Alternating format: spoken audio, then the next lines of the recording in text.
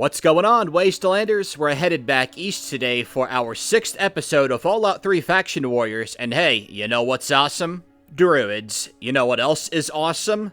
Guns. Now, sometimes when you mix things together like that, you're not gonna get Reese's Peanut Butter Cups, if you know what I mean. Like, that didn't work out so well for zombies and beavers. I mean, it kinda did. I like that movie. But also not really. But then you combine druids and guns and end up with today's unit, the Oasis Treeminder.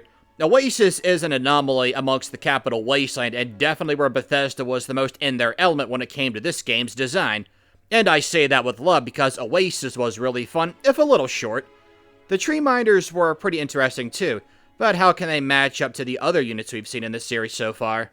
Well, there's no individual Treeminder, so I took a bit from every named one you encounter. I included that drifter dude shacked up in the abandoned church, though we won't get the reservist's rifle. That does count as a sniper rifle, so that's pretty cool, and lucky for us, because there's one right outside of Megaton. Everything else is pretty standard. It'll be cool to use a standard AR over the Chinese version for a change, though I do personally prefer the latter by quite a bit.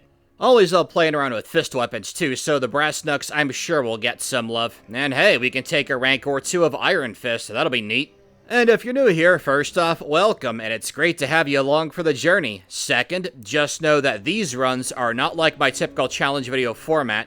In my lengthier runs, I do fun stuff like add in what-if narratives, use the special allocation that Bethesda or Obsidian, depending on which game we're playing, design for the unit or character.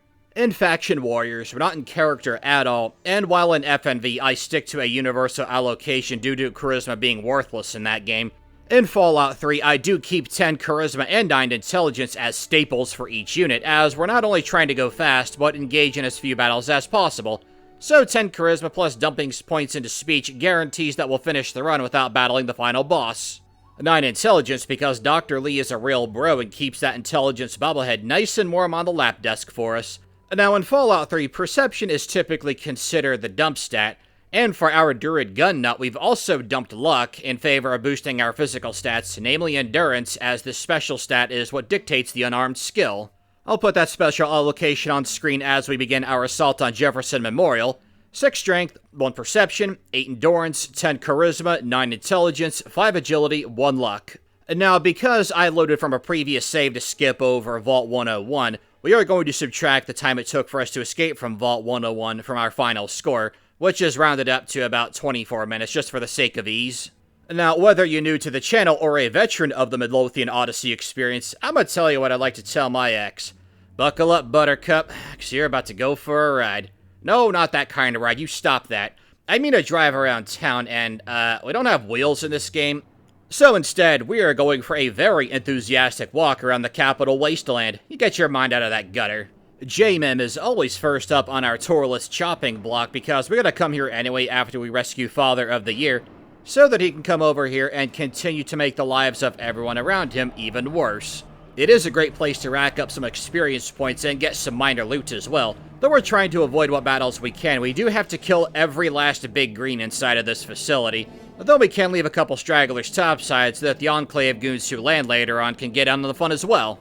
I have since learned by doing these runs that we don't have to bother at all with the turret in the main room, because once we come back here with the Project Purity bros, the turret is straight up gone. So no need to waste time shooting at it, and even if we add 50 science here, which we don't, but we'll need that at minimum for a skill check later on, we wouldn't bother with it.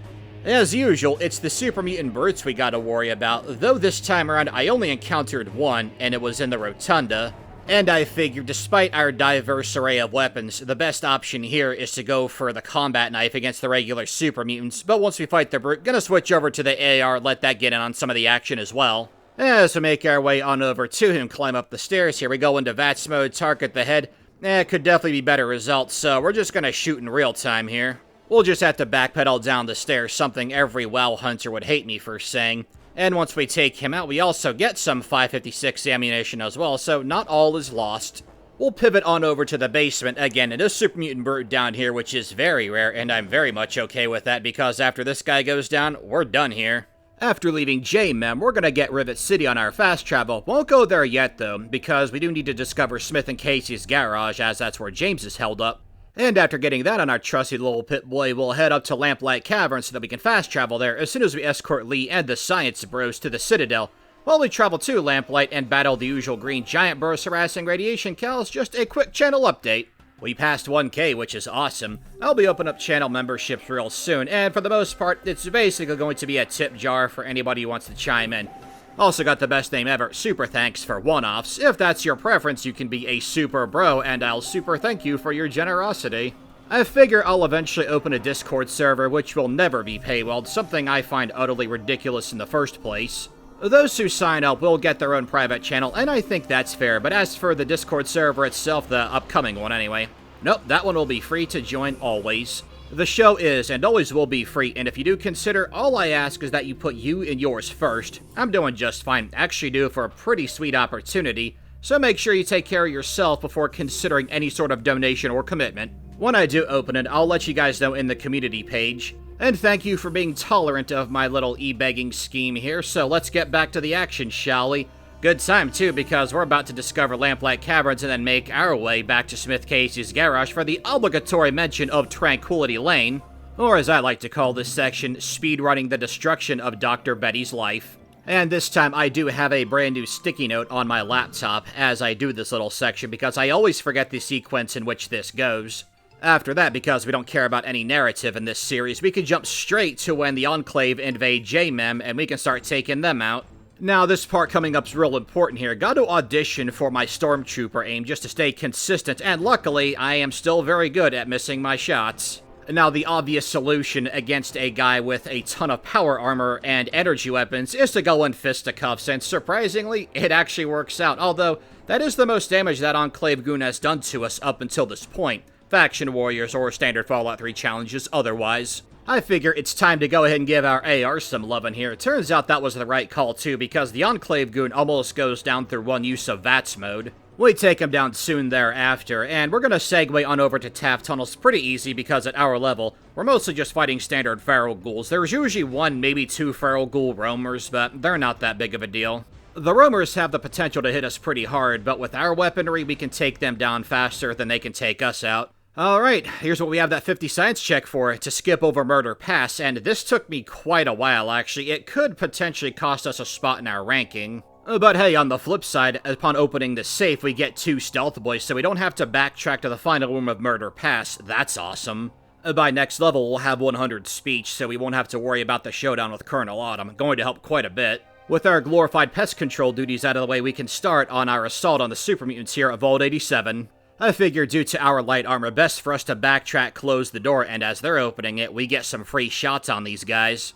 I don't know about you guys, but always been a big fan of Vault 87, whether it's Faction Warriors, Fallout 3 challenge runs, or when I'm playing casually. This always feels like a highlight when we're here. At higher levels, this place can be pretty darn challenging, and even at our lower levels when we're mostly fighting regular super mutants, the fact that we're wearing Druid robes, basically, means that we should not underestimate anything here.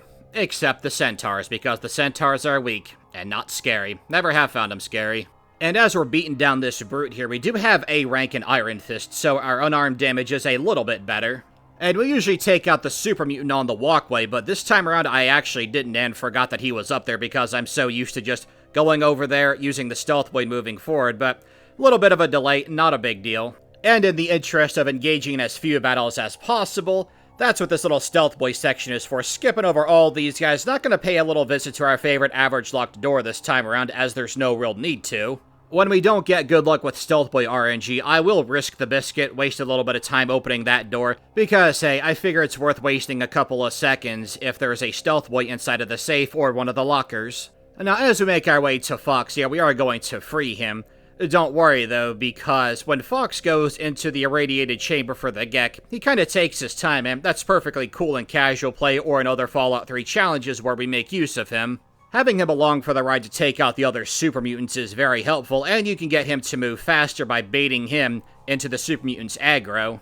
And I'm telling you that to tell you this. When it comes time for the Gek retrieval, we're going to handle that one ourselves. And now, sure, Fox might not approve of it, but hey, if he wants to do something about it, he should try running in Faction Warriors if he wants to go get the Gek himself. After we do that, we get captured by Colonel Autumn, brought over to Raven Rock, and it's time for us to head on up to President Eden. On our way there, we'll make a quick pit stop at Autumn's personal quarters and go through some of his stash, hopefully lucking out and not sorting through his personal pip hub collection. But it's worth taking that risk if it means we'll get some valuables to sell before the final showdown at JMEM. And sure, we don't need the energy weapons bobblehead for this run, but I like to grab it anyway. Only time in the game the player can obtain it after all. Not only that, but his personal footlocker contains many goodies, stuff that veterans of Faction Warriors are used to by now, and they're certainly used to what I'm about to say. This is always somebody's first video, and I'd like to show the Zax Destruct sequence holotape because it's admittedly pretty well hidden, and it provides the player with a solid option to destroy Eden if that's what they intend to do. Certainly better than that god-awful speech check. It was probably the intended way for us to deal with Eden, but it's rather well hidden and feels rewarding to find. I do like the insight into Autumn's mentality in regard to the friction between him and the good president. And as for escaping Ravenrock, not too difficult, although we are going to have to throw down with the Enclave goons right before the exit/entrance. I mean, technically I can run by them, but they have high-end weapons like missile launchers and miniguns, so I figure, hey, might as well take the time to take them out, because they could just shoot us in the back and kill us, considering that we are wearing robes. Luckily for us, that didn't happen, so say hello to JMEM for the final showdown against the Enclave goons, as well as Colonel Autumn. Now, we have a Stealth Boy to work with here, in addition to what we'll be buffing up with, but mix that Stealth Boy with our decent unarmed skill. By decent, I mean by Faction Warrior standards, because we have Iron Fist. And I think by the time we're done here, we could have our character audition for the role of Saitama, or Saitama's protege. I do like that Vatsmode's first attack missed and hit the other guy.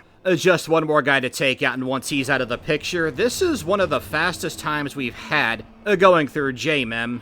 We speech our way into the Purifier here, and because we want to go as fast as possible, in Faction Warriors, we always enter the code in ourselves. 216, it's beaten into our heads throughout the course of the game, even if we skip over the entire part with 3-Dog and all that other good stuff.